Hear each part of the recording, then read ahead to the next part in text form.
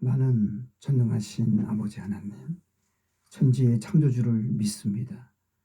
나는 그의 유일하신 아들, 우리 주 예수 그리스도를 믿습니다. 그는 성령으로 잉태되어 통정녀 마리아에게서 나시고 본디오 빌라도에게 고난을 받아 십자가에 못 박혀 죽으시고 장사된 지 사흘 만에 죽은 자 가운데서 다시 살아나셨으며 하늘에 오르시어 전능하신 아버지 하나님 우편에 앉아 계시다가 거기로부터 살아있는 자와 죽은 자를 심판하러 오십니다. 나는 성령을 믿으며 거룩한 공교회와 성도의 교제와 죄를 용서받는 것과 몸의 부활과 영생을 믿습니다. 아멘. 찬송가 예수 나를 위하여 십자가를 질 때.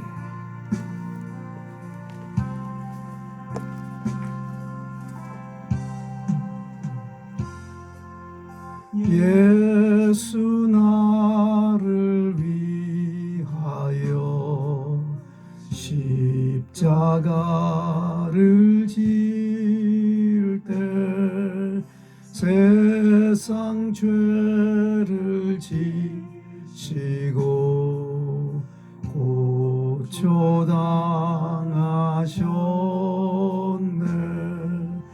예수님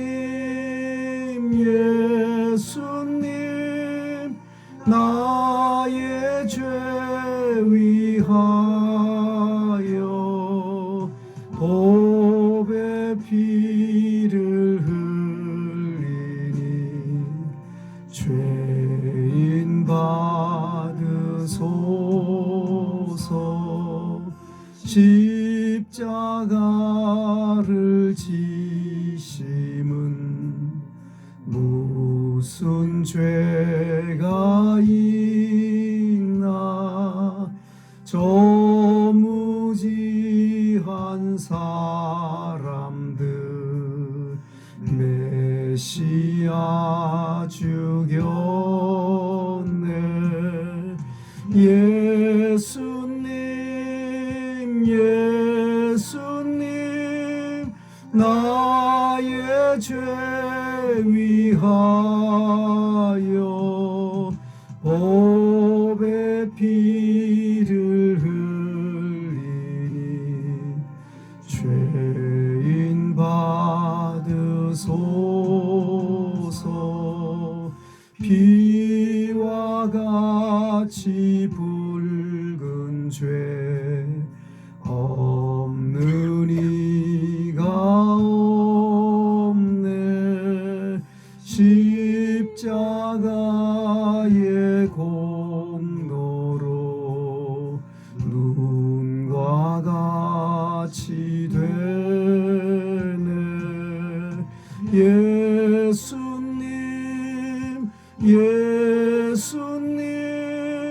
나의 죄 위하여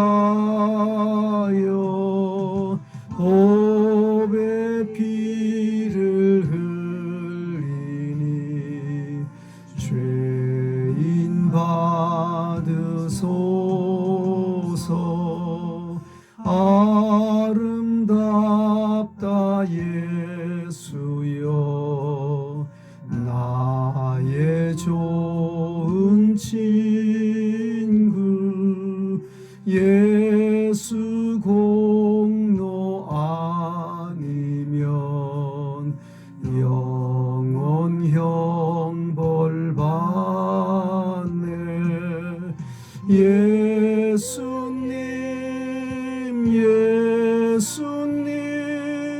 나의 죄 위하여 보배 피를 흘리니 죄인 받으소서.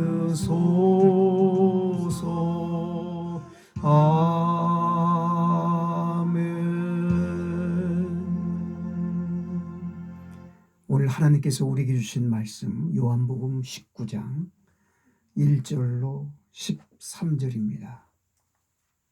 요한복음 19장 1절에서 13절까지 말씀 봉독하겠습니다. 이에 빌라도가 예수를 데려다가 채찍질하더라. 군인들이 가시로 관을 엮어 그의 머리에 씌우고 자색 옷을 입히고 앞서가서 이르되 유대인의 왕이여 평안할지어다 하며 손으로 때리더라. 빌라도가 다시 밖에 나가 말하되 보라, 이 사람을 데리고 너희에게 오나니 이는 내가 그에게서 아무 죄도 찾지 못한 것을 너희로 알게 하려 함이로라 하더라. 이에 예수께서 가시관을 쓰고 자색 옷을 입고 나오시니 빌라도가 그들에게 말하되 보라, 이 사람이로다 하매 대제사장들과 아랫사람들이 예수를 보고 소리질러 이르되 십자가에 못 박으소서, 십자가에 못 박으소서 하는지라. 빌라도가 이르되 너희가 친히 데려다가 십자가에 못 박으라. 나는 그에게서 죄를 찾지 못하였노라. 유대인들이 대답하되 우리에게 법이 있으니 그 법대로 하면 그가 당연히 죽을 것은 그가 자기를 하나님의 아들이라 함이니라 니이다. 빌라도가 이 말을 듣고 더욱 두려워하여 다시 관정에 들어가서 예수께 말하되 너는 어디로부터냐 하되 예수께서 대답하여 주지 아니하시는지라. 빌라도가 이르되 내게 말하지 아니하느냐. 내가 너를 놓을 고난도 있고 십자가에 못 박을 고난도 있는 줄 알지 못하느냐. 예수께서 대답하시되 위에서 주지 아니하셨더라면 나를 해할 고난이 없었으리니 그러므로 나를 내게 넘겨준 자의 죄가 더 크다 하시니라. 이러함으로 빌라도가 예수를 놓으려고 힘썼으나 유대인들이 소리질러 이르되 이 사람을 놓으면 가이사의 충신이 아니니이다. 무릇 자기를 왕이라 하는 자는 가이사를 반역하는 것이니이다. 빌라도가 이 말을 듣고 예수를 끌고 나가서 돌을 깐 뜰 히브리 말로 가바다에 있는 재판석에 앉아 있더라. 아멘. 예수님의 이름으로 사랑합니다. 축복합니다. 오늘 본문에 보게 되면 유대 종교 지도자들은 예수님을 십자가에 못 박아 죽으라고 그렇게 외쳐대고 있고요. 빌라도 총독은 예수에게서 죄를 찾을 수가 없다. 너희들이 데려다가 너희들 맘대로 해라. 그렇게 갈등 구조의 이야기가 오늘 본문에 나옵니다. 오늘 본문을 통해서 우리에게 주시는 메시지가 무엇인지 함께 살펴보고자 합니다. 먼저 1절 말씀을 주목해 보겠습니다. 이에 빌라도가 예수를 데려다가 채찍질하더라. 빌라도가 채찍질을 통해서 예수님이 피를 흘리는 걸 보고 유대 지도자들이 만족할 줄 알고 채찍질을 해서 내보내려고 채찍질을 한 겁니다. 이 채찍질이라 그러는데 이 채찍은 성서 해석자들이 말을 하는데 채찍 끝에 쇠 조각이 붙어 있는 채찍이라고 합니다. 한 대만 맞아도 이 피부가 약한 사람은 잘못 맞으면 옆구리 터져가지고 창자가 흘러내릴 만큼 강력한 채찍이라고 합니다. 그 채찍에 예수님이 맞으신 거죠. 이사야 53장 5절에 보면 예수님이 찔리심은 우리의 허물 때문이요 예수님의 상하심은 우리의 죄악 때문이요 예수님이 징계를 받음으로 우리가 평화를 누리고 예수님이 채찍에 맞음으로 우리가 나음을 입었도다 그러잖아요. 채찍에 맞음으로 나음을 입었다. 예수님은 우리를 낫게 하기 위해서 채찍에 맞으신 것입니다. 우리가 육신이 연약하기에 병 걸릴 수 있습니다. 그러나 자연치유로 낫든지 아니면 약을 통해서 낫든지 하나님의 강권적인 신유의 역사로 낫든지 나아서 건강하게 살 권리가 우리에게 있습니다. 왜냐하면 예수님이 우리 때문에 우리를 낫게 하기 위해서 채찍에 맞으셨다고 이사야 선지자를 통해서 분명히 예언하셨기 때문입니다. 예수님의 채찍 맞으심은 예수님이 잘못해서 맞은 것이 아니라 순전히 우리를 위한 것임을 우리는 잘 알고 있습니다. 2절입니다. 군인들이 가시나무로 관을 엮어 그의 머리에 씌우고 자색 옷을 입히고. 가시나무, 유대의 가시나무는 바늘같이 아주 날카로워요. 가늘고 아주 날카로운, 움직일 때마다 이마에 그 박히는, 가시가 계속 박혀 들어가는, 깊숙이 박혀 들어가는 그런 강력한 가시입니다. 저도 성지순례 가서 가시나무를 보고 깜짝 놀랐어요. 우리나라 가시하고는 달라요. 그야말로 바늘, 송곳 같아요. 그런 가시로, 가시면류관을 엮어서 로마 군병들이 예수님 머리에 씌우셨습니다. 그리고 예수님 옷을 자색 옷으로 입혔는데, 이 존귀와 영광을 나타내는 옷이 자색 옷입니다. 부자들이 자색 옷을 입었고요. 이 시대에 또 귀족들이 자색 옷을 입었고 왕들도 자색 옷을 입었습니다. 그러니까 유대의 왕이라고 예수님이 말씀했으니까 조롱의 목적으로, 정말 유대의 왕으로 인정을 하고 자색 옷을 입힌 것이 아니라 조롱의 목적으로 자색 옷을 입힌 것입니다. 3절, 앞에 가서 이르되 유대인의 왕이여 평안할지어다 하며 손으로 때리더라. 유대인의 왕이여 만세, 그러면서 한 사람이 돌아가면서 때렸다는 거예요. 집단적인, 야만적인, 폭력적인 만행이라 할 수 있습니다. 돌아가면서 반복해서 얼굴을 손으로 때렸다. 손으로 때렸다라고 되어 있지만 발로도 찼고 주먹으로도 치고 손으로도 때렸음을 우리가 알 수 있습니다. 희롱을 하고 조롱을 하고 멸시천대 수치를 주었습니다. 예수님이 당하신 고통은 이 육체적인 고통뿐만 아니라 정신적인 고통이기도 하고 영적인 고통이라고 하는 삼중고를 예수님이 겪으셨습니다.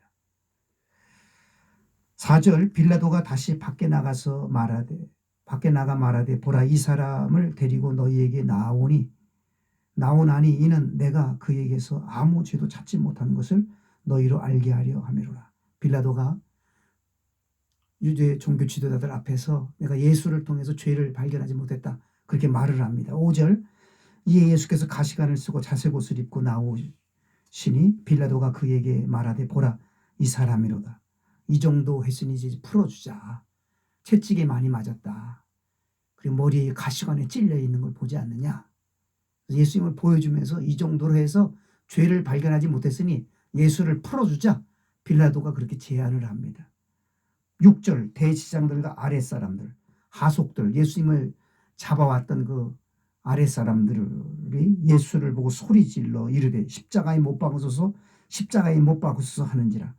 십자가에 못 박으라고 반복해서 절대로 물러서지 않겠다는 의지의 표현이거든요. 그들은 단호하게 예수님을 십자가에 못 박아 죽여야 된다고 그렇게 외치는 소리가 나요. 빌라도가 뭐라 그러죠? 6절 중반에 빌라도가 이르되 너희가 친히 데려다가 십자가에 못 박으라. 나는 그에게서 죄를 찾지 못하였느라. 나는 책임지지 않겠다는 거예요. 빌라도가 볼 때에는 이 사형당할 만한 죄가 없었다는 거죠. 그러면서 풀어주려고 합니다. 그러나 유대 종교 지도자들은, 유대인들은 단호했습니다. 그들은 어떻게 하든지 예수님을 죽이려고 했던 것입니다. 여기서 참 인간이신 예수님과 비인간의 모습을 가지고 있는 유대인들의 모습을 봐요. 예수님은 끝까지 죄도 없으시면서도 아무 말씀하지 않으시고 십자가를 지시는 예수님의 모습이 여기 나오고 있습니다. 비인간적인 유대인들, 참 인간이신 예수님의 모습을 대비해서 볼 수가 있습니다. 7절, 유대인들이 대답하되 우리에게 법이 있으니 그 법대로 하면 그가 당연히 죽을 것은 그가 자기를 하나님의 아들이라 함이니이다. 유대인들이 생각하는 것은 이 사람들이 우리 유대법에 의하면 죽는다, 사형이다. 왜냐하면 자기가 하나님의 아들이라 그랬다, 자기가 메시아라 그랬다. 자기가 메시아가 될 수가 없는데 메시아라고 할 수 있다고 하는 것은 이것은 죽어 마땅한 것이라고 그렇게 외쳐댑니다. 8절, 빌라도가 이 말을 듣고 더욱 두려움이 생겼습니다. 진짜 메시아면 어떡할까. 9절, 빌라도가 다시 관저로 들어가서 예수께 말하되 너는 어디로부터냐, 너는 어디서 왔느냐, 그렇게 물어요. 너는 어디서 왔느냐. 이 말을 묵상하면서 저는 나에 주는 메시지를 받았습니다. 나는 어디서부터 왔느냐? 하나님께로부터 왔다면 그에 걸맞는 인생을 나는 지금 살고 있느냐? 그렇게 나에게 질문을 해보았습니다. 예수님은 그런 대답을 하지 않았습니다. 9절에 10절 빌라도가 이르되 내게 말하지 아니하느냐? 내가 너를 놓을 고난도 있고 너를 십자가에 못 박을 고난도 있다. 내가 너를 놔줄 수도 있고 내가 십자가에 너를 못 박을 고난이 나에게 있는데 빨리 말을 해라 그랬더니 11절에 예수님 뭐라고 그러셨죠? 고난은 위에서 주신 거다. 하나님이 주신 거라는 거예요. 고난은 하나님이 주신 거다. 하나님께서 내가 인류의 죄를 짊어매고 십자가에서 희생을 당해야 인류를 구원할 수 있다고 하는 하나님의 그 뜻을 이루기 위해서 그 고난을 위로부터 주신 것이지 너에게서 고난이 생긴 게 아님을 예수님이 말씀하면서 그러므로 나를 내게 넘겨준 자의 죄는 더 크다. 예수님 말씀하고 있어요. 누가 예수님을 빌라도에게 넘겨줬습니까? 유대 종교 지도자들 아닙니까? 대제사장들 아닙니까? 서기관들 아닙니까? 장로들 아닙니까?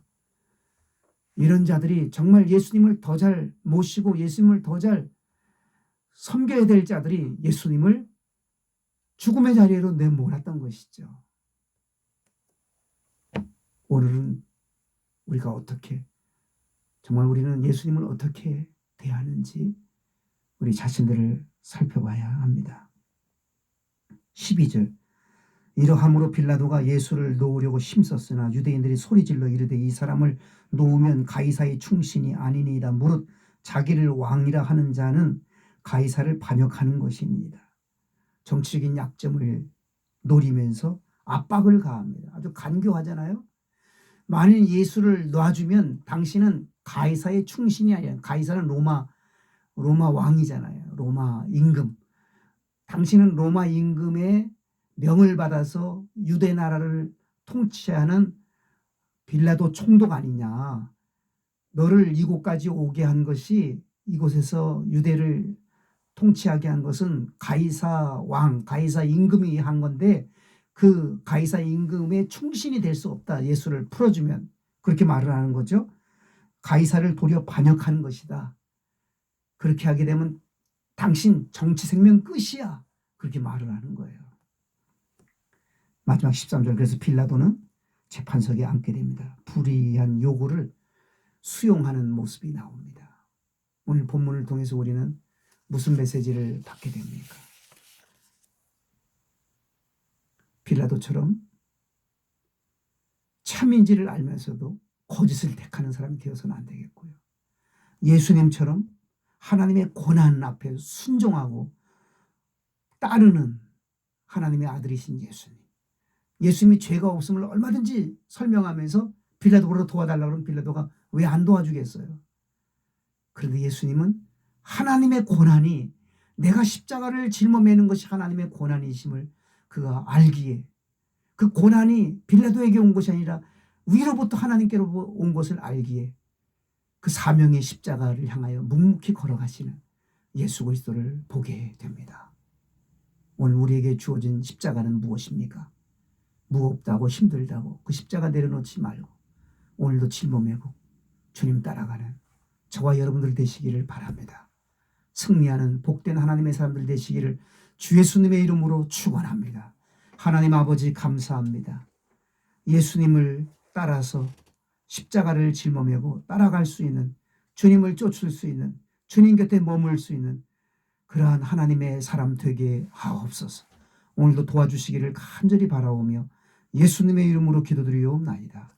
아멘. 지금은 우리 주님 예수 그리스도의 은혜와 우리 하나님 아버지의 무한하신 사랑하심과 보혜사 성령님의 감화 감동 교통위로 충만하심이 첫 시간을 하나님께 드리는 온 백성들 머리 위에 영원히 함께 하옵시기를 간절히 축원하옵나이다. 아멘.